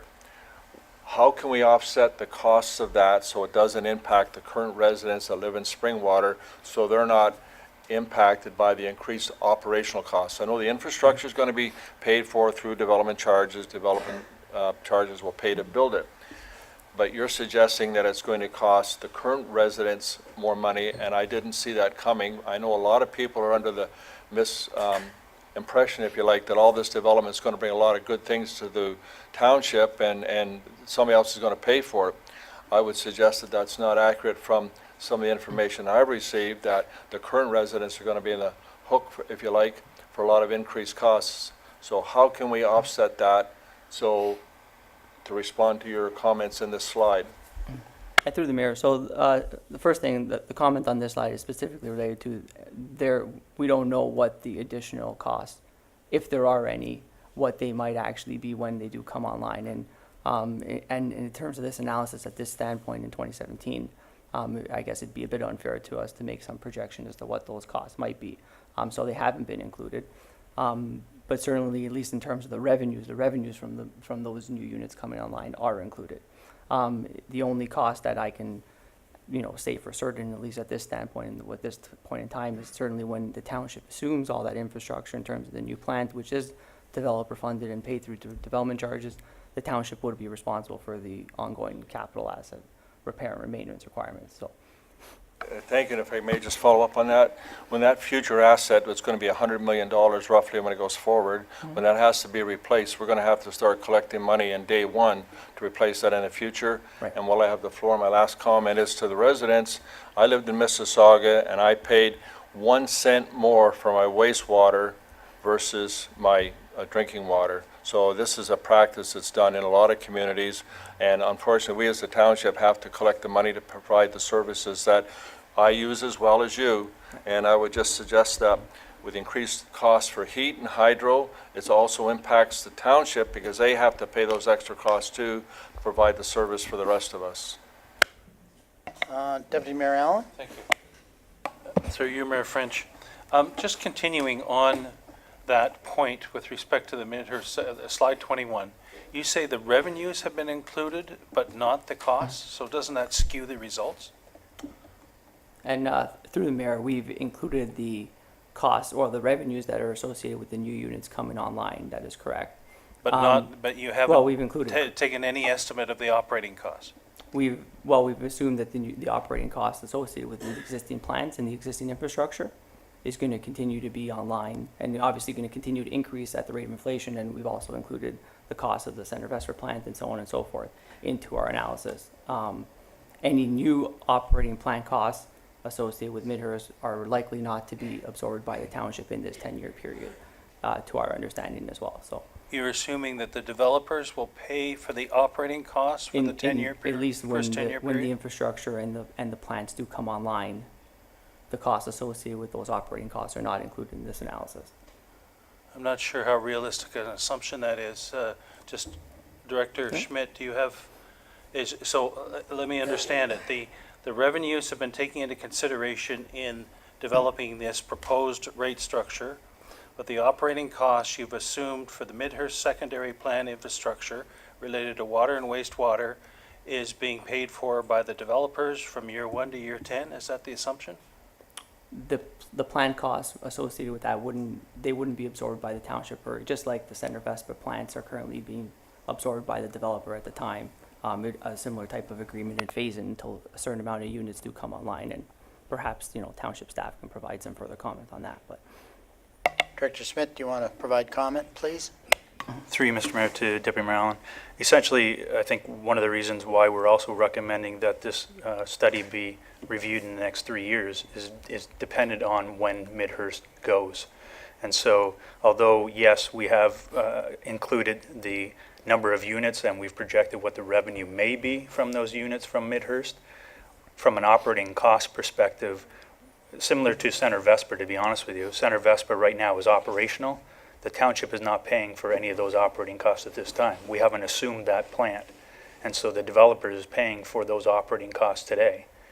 But we are actually collecting revenues from the people that are actually in that subdivision, and we're using those revenues to put towards future asset replacement, as well as there is an agreement where we have to pay some of those revenues back to the developer to help offset some of those operating costs. But it's timing of when we assume the actual infrastructure. And so we're assuming that that infrastructure won't be assumed or fully assumed in the 10-year window of this current plan. But again, that's outer years of probably years 7, 8, 9 of the plan where we may need to factor those in. But again, why we are suggesting that this plan or this update come back in 3 years once we know where we are with Midhurst, and also once we'll have a better idea as to where we're at with Stone Manor as well. So with respect to that, we'll be making a similar assumption in the long-range financial plan to reconcile with the assumption in this? Correct. And it's not unusual whereby, again, infrastructure is built by the developer, paid by the developer, and then and again, our Director of Public Works can correct me, but there is a period whereby it goes on to a maintenance period, usually a 2-year window, and then we go through an assumption process. Once we assume it, then we actually take on those costs. But it can be a couple of years before that actually happens. So the infrastructure could be built. We don't actually pay for that infrastructure, the operating cost of that infrastructure, for a couple of years down the road. Okay, my second question is, why a 3-year hold on the water rates instead of smoothing out the water rate increases over a period of time? What was the thinking behind a 3-year hiatus on water rate increases? Yep, through the mayor. It's just, that is an option, and that is a route that could be explored. Just from discussions with staff, it was thought that, we do have, a good cash flow and projections over the next couple of years to continue to be strong, where we have obviously enough funds to fund operational and capital costs. So we're giving a bit of a break, or at least in the interim 3-year period, where again, the rates, where we think are going to be before our next rate study is updated, to hold those rates for a 3-year period. Certainly we can look at, smoothing that, instead of 1.5 post 2020 to look at 0.5% each year, or 0.75% to smooth it over the year. But those are just variations of analysis, I would say. Sure. So if you look at the slide that compares us to other municipalities, which is slide on page 6, slide 6, I believe. Are there any others that have similar rate structures of what's being proposed here, what's being recommended? Yeah, through the mayor, many of the municipalities that are listed there have a common rate structure. Certainly the fixed charge and the variable charges are very common across Ontario municipalities, and certainly prevalent in those particular ones. There's a very select few, I believe it's just Tay Township on there, that is strictly a fixed charge basis. In terms of the variable rates, there are, variations in terms of which ones do charge on inclining block structures or ones that charge just on a constant rate structure.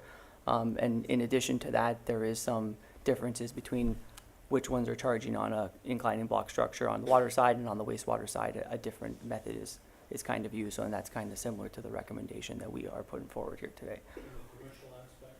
On the commercial aspect, generally your water and wastewater, residential and non-residential, consumption-wise is treated the same. Councillor McConkey? Okay, I think I heard that there was 121 million, and that's the forecasted number for cost recovery. Is that correct? Replacement? Through the mayor, that's the existing replacement value of the water and wastewater infrastructure as it is today. And does that infrastructure include Center Vespra? That infrastructure does include Center Vespra, yeah. Okay, so we have the Center Vespra infrastructure included in here, yet we're not operationally taking it over, yet we haven't included the infrastructure for the Midhurst secondary plan, yet we've included the water rates. So I tend to agree that somehow this isn't blended correctly, because you said in 2019 is when you foresee that the Midhurst secondary plan would be coming on, yet you're looking at their water. Sitting here as a counselor, my biggest fear is that when you talk about 121 million, that's going to really increase with the Midhurst secondary plan, because the technology has to be very good in order for that effluent to go where it's going through the Minising wetlands and different things. So the cost recovery of that will be quite high. So I need for us to say that the Midhurst is coming on in 2019 and we're collecting all these water. We haven't really, as a municipality, thought about the 120 or the projection, and I just have a concern if you're doing it for Center Vespra and you're not doing it for Midhurst. I think you either take it out of Center Vespra and take out Midhurst. You do it the same. Maybe go to Director Schmidt, or actually no, I'll go to the consultant first, because I know you're bringing on Midhurst. So in your calculations, did you kind of bring Center Vespra on when it is going to come on? Because I think maybe that's where there's confusion. That's correct. Through the mayor, the operational costs of Center Vespra come online. The actual cost of the 121 million is the replacement value of the infrastructure. So they're kind of two separate entities between the operational cost and the replacement value. And then with the contribution, so the actual replacement value of the infrastructure when Midhurst does come online, and when, at least according to the plans, that infrastructure has taken into account future replacement value of the system. And we've incorporated contributions to reserve to stay for the replacement of that infrastructure in these calculations. I understand that, but I don't understand why we would include in the 121 million, the Center Vespra cost recovery when we haven't taken it on. Because if we follow the logic that we put the wastewater or the water rates into because of Midhurst, but because we won't be taking on the operational till way out, we didn't include it. Through the mayor, and perhaps the township will have a subsequent comment, but the Center Vespra plans are a lot more immediate, and they will be absorbed by the township in the next year or so. I want to go to Director Schmidt, and I think one of the things is we do know what the Center Vespra plant costs. That's right. Yeah. And we have no idea yet what their secondary plan will actually cost. We have some estimates on that. Do you want to comment on that, Director Schmidt? Thank you, Mr. Mayor. Through you to members of council. I'm going to have to clarify with the consultant about the replacement value. I'm not 100% sure that Center Vespra is included in that number. If the number was strictly taken from our asset management plan from 2013, and those numbers were strictly indexed, if you will, to 2017 values, I don't believe that the Center Vespra is included in that. But again, I'll have to just discuss with the consultant on that. So that's where maybe some of the confusion is there. So again, we can come back on that. Thank you for that clarification. Councillor McConkey? My other comment is that when we show the comparison, and what I get a lot of calls at is Barrie, we're a lot higher than Barrie. And Barrie's our neighboring municipality, so is Wasaga Beach. So when I look at the rates, we're not comparable.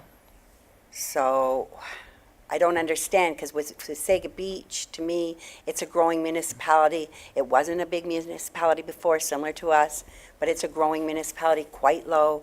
Barrie's really growing. I just need to understand why ours are higher than those type of neighboring municipalities. I think maybe the consultant wants to speak to, I think someone asked the question earlier, where Barrie might be running a couple water plants and a couple wastewater. We're running 9 water systems and 4 wastewater systems. But maybe Sure. you want to Yeah. talk about economies of scale? Yeah, through the mayor and to the point, certainly there are different economies of scale. Certainly in a Barrie, there's a lot more population, people that are actually serviced and connected to the water and wastewater systems, which can also play a good part of it. But, generally, like kind of my opening remark when I started with this slide is that it is tough to compare because it's not always an apples-to-apples comparison. There are different servicing requirements and different servicing constraints, and the landscape associated with the different areas provides different costs associated with providing those services. And certainly the end users and the amount of people connected to the system is obviously, there's a cost to providing it, and then there's only a certain recoverable amount of people that can be recovered that cost. So that does play a factor into it. And having not specifically been involved in the Barrie or Wasaga Beach rate studies, but that's just a general comment in terms of where one would place on that comparison scale. Director Schmidt? Thank you, Mr. Mayor. Through you to Councillor McConkey. Again, this slide is based on a typical household charge. I believe, and I'm looking to one of my staff here, I believe when we did the analysis for Barrie, when you look at the actual price per tier, I think Barrie starts off lower than the township, but as you increase in the tiers, they actually are more expensive. So this only takes into account the typical user, which wouldn't necessarily get into those upper tiers. Councillor Coghlan? Did you have a question? Okay. Oh, Councillor Ritchie? Thank you, Mayor French. On page 29, when I look at it, the low user, for a person wanting to conserve, okay, like in today's climate, wanting to conserve, we're dinging him more money. So basically, we're taking it off the top and we're putting it on the bottom. So is there any other way of getting around that? I feel we should compliment a person that wants to conserve. Not like we see with the hydro rates. They tell you to conserve, they raise the hydro rates. We're doing the same thing here. So that don't make sense to me. Through the mayor, in fact, so to your point, correct, the rates are going up 2.4% or $20 a year for those low users, but actually over the 10-year period, the rates are going up for the low users in and around that same range, but it's actually less in the recommended scenario than it would be under the status quo, because we are doing a realignment of the fixed versus variable rate relationship. So we are pushing a little bit more of the recovery on the variable rate. So those who are conserving on the water and wastewater side will actually be seeing a little bit more of a reduction. Mayor French, what's the difference between the fixed rate and the variable rate? For a typical user, currently on the water side is about 35% fixed charge, and then on the wastewater side, it's about a 45% fixed charge. Mayor French, just one other thing too, and to the people out there, and thank you all for coming. I know it's a major concern, but, and correct me if I'm wrong, and to the Director of Finance, we're mandated by the government of Ontario to do this. Full cost recovery, asset management plan, and they're saying, you got to do this. So we didn't roll out of bed and say, we're going to start nailing you. The government's mandating this. So if you got a beef, you can be knocking on their door as well too. So we're doing what we're mandated to do. So we're trying to find some balance here. But thank you for coming out. Deputy Mayor Allen, do you have a Yes, thank you. Through you, Mayor French. You made the comment, I thought I heard, that consumption per connection is static or declining. Can you expand on that and why you think that is? Is that conservation or is it? Yep, through the mayor, that's a good point. So generally across Ontario, municipalities, consumption per capita is actually declining. And that's a function of, declining household patterns and people per unit that are actually going down, as well as, more efficient water appliances and fixtures in the household is all helping that contributing factor. So over the long term, we wanted to kind of maintain that relationship into what is actually happening across the province, and not just in Ontario, really across Canada and North America. No, sure. Before I get to Thank you, Mayor French. I just wanted to confirm that in slides 29 and 30, Yep. those are the increases over 1 year, right? That's correct. Yep. Okay, so but there, nowhere in the presentation is there like a graph of a projected increase for over a period of, let's say, this study, 3 to 5 years? That's it there? Yeah. Okay. Yeah. Be good to graph that, actually. Okay, thank you. Okay, I have a couple of questions, then I'll turn the rest to council. You talked about the reserves and that and the percentages. I didn't write, actually, I think slide 23. Let's see if that's the right one. Yes. Now, is there a recommended kind of percentage that we should be targeting on the long term? Through the mayor, that's a good question, and one we quite often hear. By the province, or really any finance officer association, there is no specific target that any one municipality should be at or target to be at. There are certainly different metrics and different, kind of internal ones that others use, and we've heard that from other municipalities, and one being Barrie, that they cite 4 to 5% being of the replacement value being kind of a minimum balance to kind of manage any risks and anything that could come up.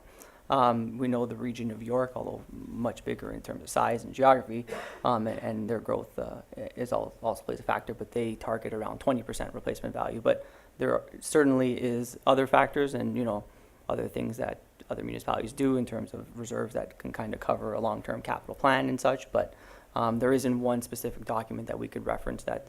But it definitely, there's different situations for every municipality and whatever sees fit, really. Okay. And I guess the only other question I have, slide 18, I think one thing that should be noted, because I think there was a feeling that possibly, we have rooms around here full of extra money. And if you looked at this slide, we're depleting kind of the reserves as you go out to 21, and then we start regaining them. So there isn't this magic amount of money because there is certain infrastructure changes or improvements and replacement is coming on board on a constant basis under our 6-year capital plan. So no, I just wanted to point that out. But anyway, thank you. Councillor Coughlin. Thank you, Mayor French. And it's more just a note for myself.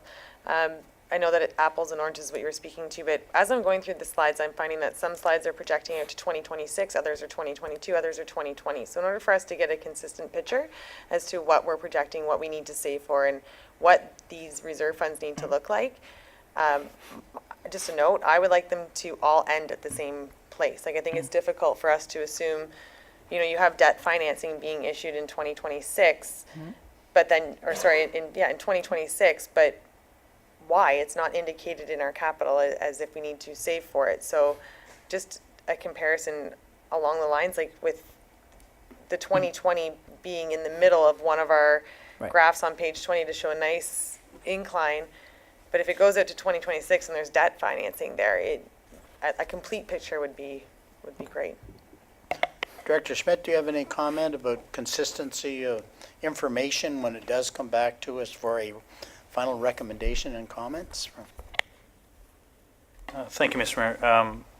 I'd like to have maybe a further conversation with Councillor Coughlin, just not exactly seeing exactly what she's saying, but I think, one thing that's different too is that the township, it does currently have a 6-year capital plan versus this is a 10-year projection. And so there is a bit of a mismatch there, but Yeah, no, I recognize that, but, so we can have a further conversation on that point. Councillor Coghlan? Maybe just making slide 19 consistent with the rest. Slide 19 projects out to 2020, or sorry, 2027, and it issues debt in 2026. So with no indication of what that is, where it is, what the costs are associated with it, what the operational costs are associated, because our other graphs end in 2020 or 2022. So it's hard for me to get a complete picture. And although 2027 sounds really far away, it's not. Okay. Is that all the questions for the moment from council? Because I'll go back for a last kind of blush with our audience. Maybe some of the comments and questions have perked some new questions from you. And again, even though you've been up for, name and address, please. Hi, Sandra Panera from 122 Menil. I have a question regarding slide 29. Do you know, where is it? Do you know what the breakdown is in terms of the number of connections or subscribers or whatever term you use for each of those different categories, like you do for commercial?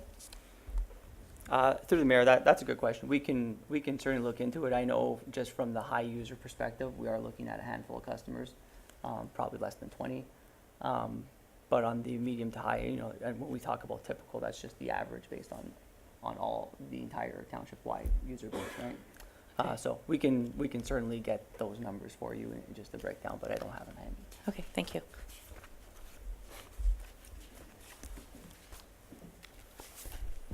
Thomas Conrad here, 41 Manil.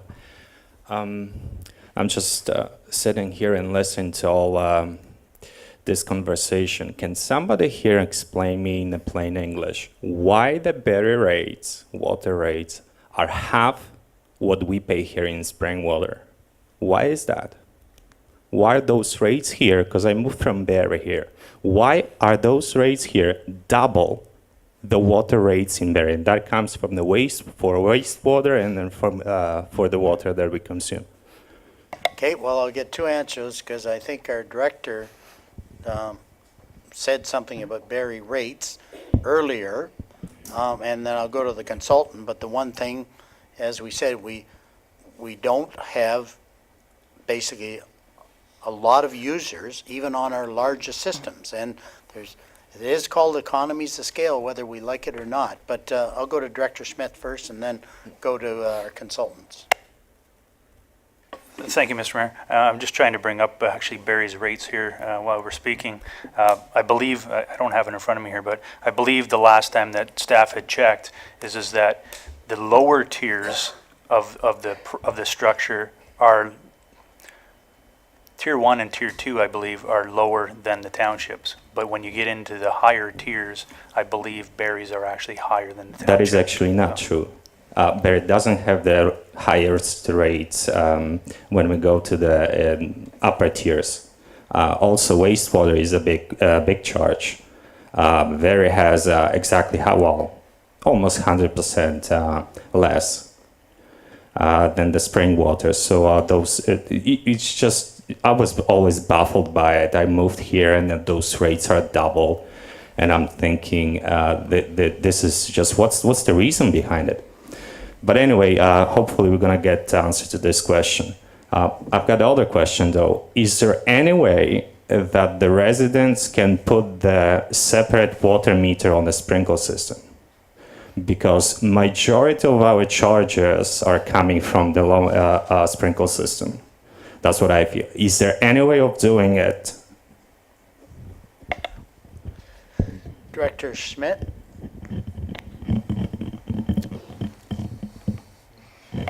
Actually, I'll do a lead-in while you figure out an answer.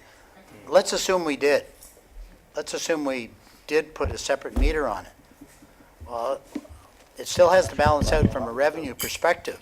So the in-house would have to be, if we want a lower sprinkler rate, the in-house rate would have to be higher because we still need the revenue no matter how it comes to us. But I guess anything's possible or from a public works perspective. If I may, what I understand is you get the revenue from the wastewater. Not We o- from we- the no, we only water get that revenue. goes to doesn't go back to the system. Is that correct? We get revenue from the two sources, and we get that as revenue to cover the overall costs. It's as simple as that. There is no logic behind it for me. If I use the sprinkle system and and then the water doesn't go to the wastewater to like, why am I charged for it? What's the reason? Well, most rates are based on water consumption. If you go to Director Schmidt, and I guess I'll go to our experts here. When it comes to charges for wastewater or water, how is it normally done in most municipalities? Through the mayor, the common practice is that wastewater charges are levied based on water consumption.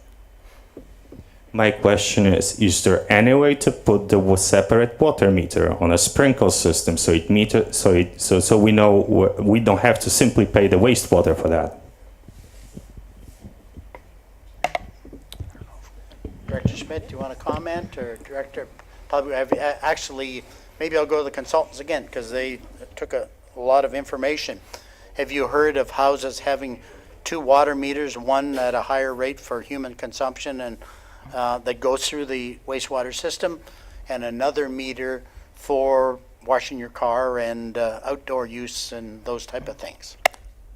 Through the mayor, through our experience, we have not seen that as at least a common practice in terms of having a separate meter for sprinklers and such. But whether that is feasible or something that could be done, I couldn't be commenting on that. No, but it's a very valid comment, and those are the ideas that we do want to come forward, and we will respond to them. And I appreciate kind of the comment and suggestion. Anybody else from the public like to come forward? Barry Chapman, 33 Heron Boulevard. One question on the Midhurst secondary plant. It's going to be huge. You're going to develop a huge water plant and waste plant. Is it going to encompass any of the existing small plants? I'll go to CEO Brindley, but I think it is designed simply to service the developments in the Midhurst secondary plant. And CEO Brindley, do you want to comment on that? Thank you, Mayor. The challenge is to move human waste, example, not just water, I'm just talking from a wastewater perspective, to use human waste long distance creates septic conditions. So it's really frowned upon in the industry, and it's hard to do. So there's not an intention right now that the Midhurst wastewater plant service any other areas. It's just for the Midhurst area. Are you not going to construct a plant that's going to allow for expansion? Yes. Like every other city in the country does? Well, all systems, through you, Mr. Mayor, all systems are designed in a manner that allows expansions. They're designed in cells. No different than City of Barrie is designed in cells. So what happens is even when they construct the first system, it's not going to be the finished system. It's designed in cells. And is there the option to expand? Yes. If you have enough area to do that. But you would rather have one large system to do one area and maintain tiny systems to do other areas when you could encompass them all and reduce your costs immensely? Might cost you initially to connect. Through the mayor. But the overall, it's going to save you a lot of money. Look at the city of Toronto. What did they do? They ran one line from Petticoat Creek out in Pickering up to Highway 7, across 7, and all the way north up Yonge Street. One sewage plant does the whole city of Toronto, including Woodbridge and water. Hello? That's what every city should do. Yeah. One plant. Are you And going to get water from... quite honestly, I don't think anybody argues the point that a one large facility, provided you can connect to it appropriately, would have economies of scale. Nobody here argues that. But the one little caveat, even though systems are designed to expand, there is an anomaly with the Midhurst secondary plan, unless it was totally re-engineered, the Willow Creek has an assimilative capacity, and it wouldn't be able to take on, like even, I'll use your kind of, your thought process, because it's a good one. You know, let's assume you hook up both systems in Snow Valley and Center Vesper because they're fairly close by. There'd be a lot of infrastructure in the millions for pumping stations and all those kind of things. I'm not sure the existing pairs would like that, even amortized over 25 or 30 years. But I mean, it's a very good thought process, but we do have anomalies. If you look at our wastewater treatment plants, all of them have somewhat assimilative capacity, same as Elmville. Unless there's a whole new technology, and when the last 400 homes are built in Elmville, that's it. Yeah, so, but your thought process is 100%. I have one more question. For your secondary plan, where's your water coming from? Deep wells. All wells? Really? Can't go up to Kempenfelt Bay, you can't go up to Georgian Bay? Really? Okay, I hope the water's better quality than what we got. Hi, Val Osborne at 18 Josephine Court. I'd like to take exception to the comment that on the one slide that residents have control over their total bill, because we don't.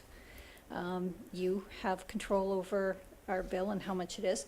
But I'd like to know, how do we read our meters? We have these electronic meters at the side of their house. We have no idea whether the bill that comes to us is actually correct, because unlike hydro, we can't read it. So I think can you we'll have trust- Eric respond to that. Thank you. Just as an example, our last bill that came August 1st was actually slightly higher than the same period a year ago, and we haven't even been watering the lawn during the summer because we had much better weather. You know, it wasn't drought conditions. We don't flush the toilet every time we use it. You know, like, I don't know how much more we can conserve, and our bill was just as much. Like, it's crazy. What was the cost of the bill? $1,200 or $1,400 What? for 3 months. Our last bill was $290. Yeah. We don't use anything. Two.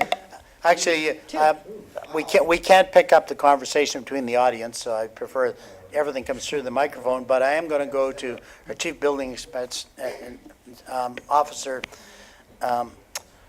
Nick, and he's got a comment, I think. There is no dial on anything we have. Do you want to take the microphone so we can hear what you're saying? Only meter I do have in the back there, sorry. So the cables come out of here, go out to the outside where the gentlemen are reading it from.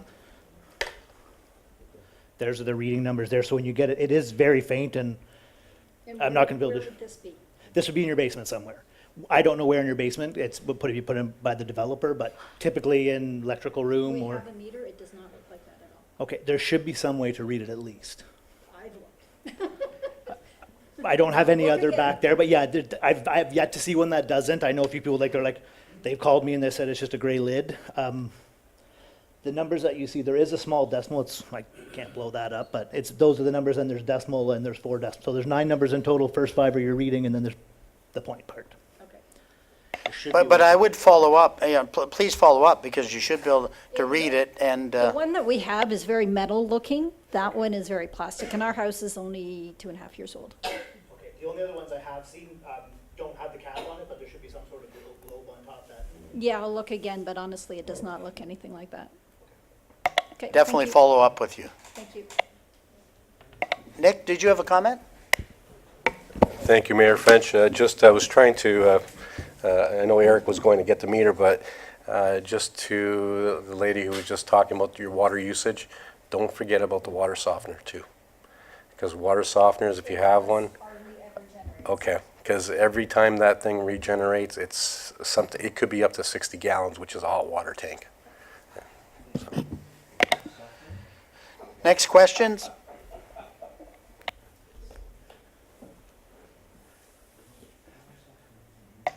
Okay, we provide this, well, this is on the website now? Okay, this presentation we just got this afternoon was completed. So if you want to review it, and obviously it's going to come back, there are some dates here. Maybe we can just go to the date slide, our kind of action plan. And we definitely would appreciate comments coming back. Oh, Councillor Coghlan, did you have or Councillor Hanna, sorry. Thank you, Mayor French. I just wanted to make an observation that Barrie and Wasaga Beach have those big lakes that they can dump it in and then take it back out. I like getting my water from our wells as opposed to what goes in and comes out, but that's just me, and maybe that's why their costs are lower.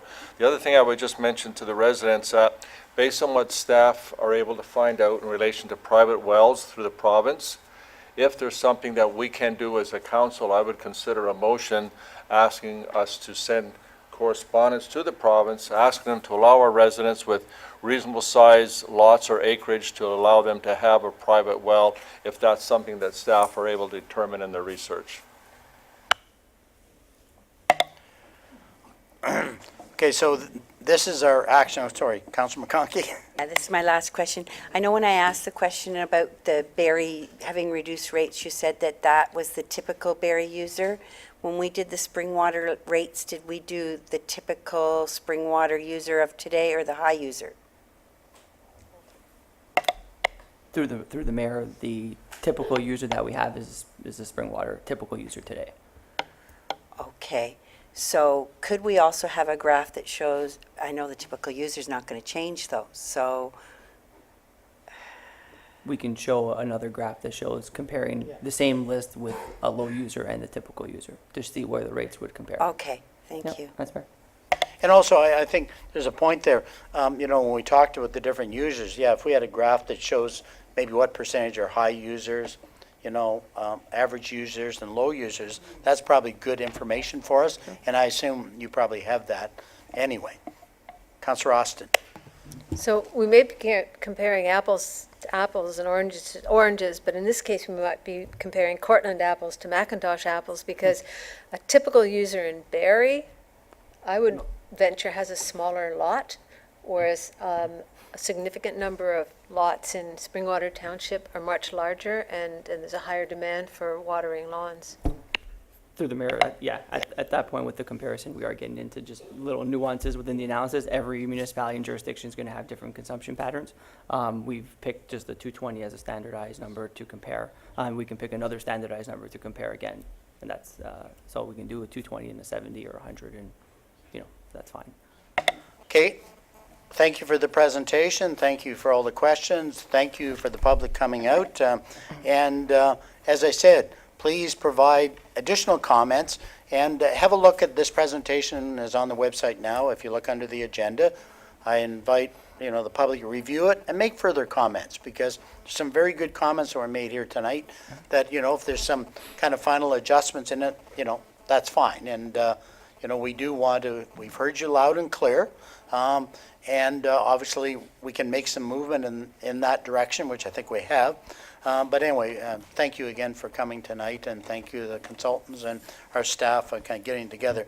So I need a mover and a second for the confirmation bylaw. Alan and Austin. That bylaw 2017-073 to confirm and adopt the proceedings of council at the special meeting held on September 27, 2017, listed here and be signed and sealed by the mayor and clerk. All those in favor? And now I'd ask for a mover and a seconder for the adjournment. Councillor Ritchie? And Councillor McConkey. That the meeting of the Township of Springwater does now adjourn at 8:34 p.m. to meet again in a regular meeting on October 4th, 2017 at 6:30 p.m. in the Council Chambers Administrative Center, Minnesing. All those in favor? Carried. And the public, if you have any questions, the consultants are here, and they're taking information as if you have it to share with them. Thank you.